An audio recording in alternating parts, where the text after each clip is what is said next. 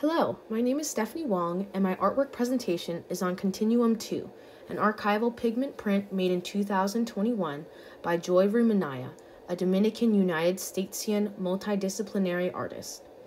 An archival pigment print is a term used interchangeably with G-clay printing, basically the industry standard art print made with extremely high-quality inks and materials.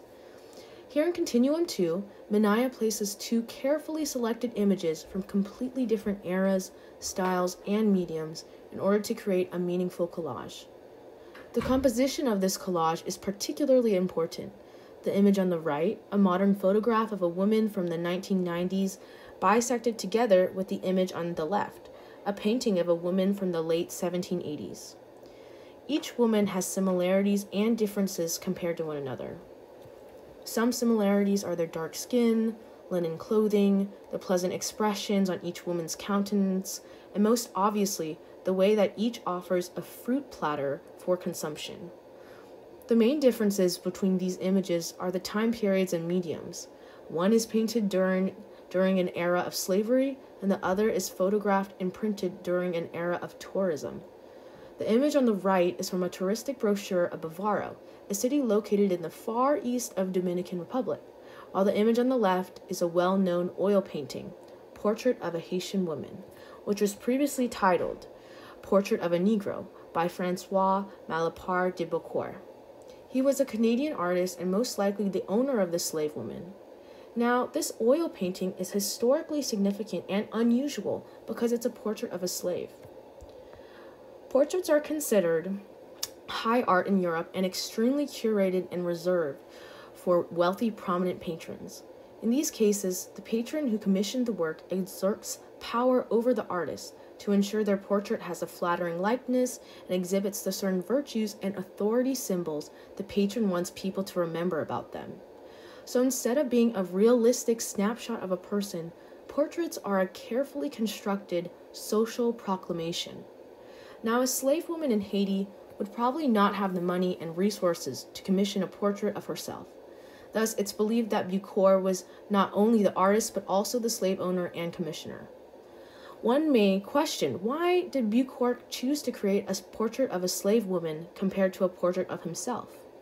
But painting this portrait directly served Beaucourt, since it's a testament to his status as a white owner and his colonial reach.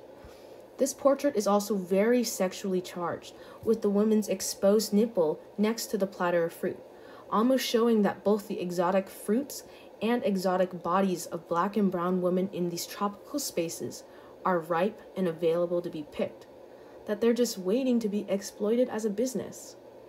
In fact, with the collage that Minaya has created, to me, the comparison of this historical portrait and touristic brochure with the lady smiling and hefting a plate of fruit ready to bring it to your cabana on the beach seems to say that these luxury commodities of Caribbean nature and human sexuality are just waiting to be served to the viewer. In Beaucourt's time, black women especially were seen as sexually lascivious and deviant, justifying their sexual exploitation and slavery in the Atlantic slave trade. By comparing images from the past and the present, Minaya shows clearly how Caribbean women used to be treated and how they still are. Together, both these images have a shared idea of availability and servitude to the audience, both environmentally and sexually. Similar to nature, femininity has been imagined and represented throughout history, especially Caribbean history, as idealized, tamed, conquered, colonialized, and exotic. All these images have been shaped by a foreign gaze, a gaze like Beaucourt's, a gaze that demands leisure and pleasure.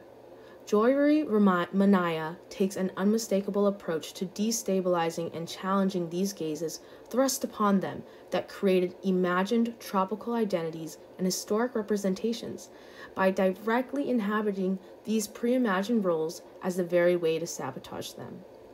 All these concepts explored in Continuum 2 are directly connected to course topics we have been discussing in class.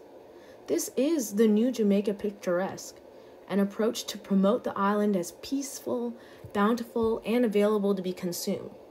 To me, Continuum 2 seems to scream Come and take. We are available. Things are pleasant. It really reminds me of the photograph Domestics with Yams, where workers are posed as props to advertise why people should come and visit the island.